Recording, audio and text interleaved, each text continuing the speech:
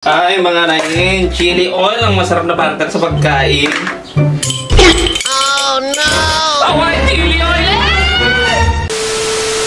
So what's up sa mga kanguso? Masamang balita nga, chili oil natin naubos na. Kaya sa rep nila mudra agad akong pumunta. Dahil siling labuyo, may stock sila and guess what? May bawang pang kasama. Hindi naman scripted, nagkataon lang kanu. Pagkatapos ko hugasan ang siling labuyo, kinuha ko ng food processor.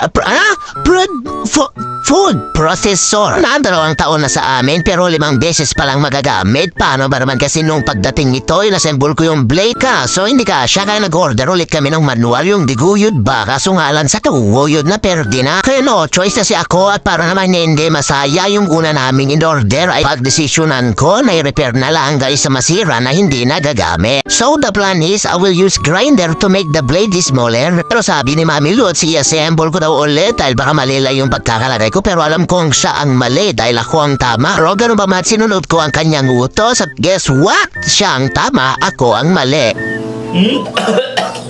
Oh, diba mali rin naman ako dyan dahil inamoy ko yung tuloy na ubo na naman. Sinindi ko na ang kalan sabay lagay sa palayok na bagong hugas kanina lang sabay lagay sa mantika at dahil mainit na ang mantika apoy hininaan para hindi agad masunog ang bawang at sili na ating isasalang.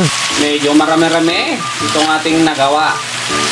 Talagang bulan mit ating abasto tayo mit Marahang paghahalo ay dapat kailangan pag ganito ang niluluto hindi dapat iwanan. Sa aking pagluluto walang oras-oras, tansyahan lang ang importante na kalo-fire ang ating kalan. Bale itong version ko para mga kanguso, itong ating Kwelang Nico chili oil.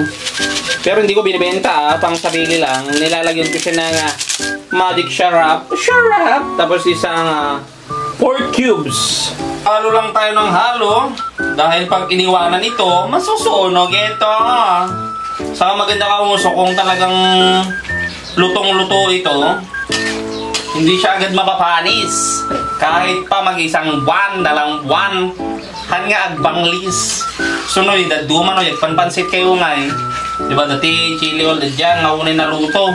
Sunod, yung uting kay angot nga kasla na banglis. Yun mga kanguso, malapit na siyang maluto. At meron pa tayong isang ilalagay na pinaka main ingredients ito ang oyster sauce.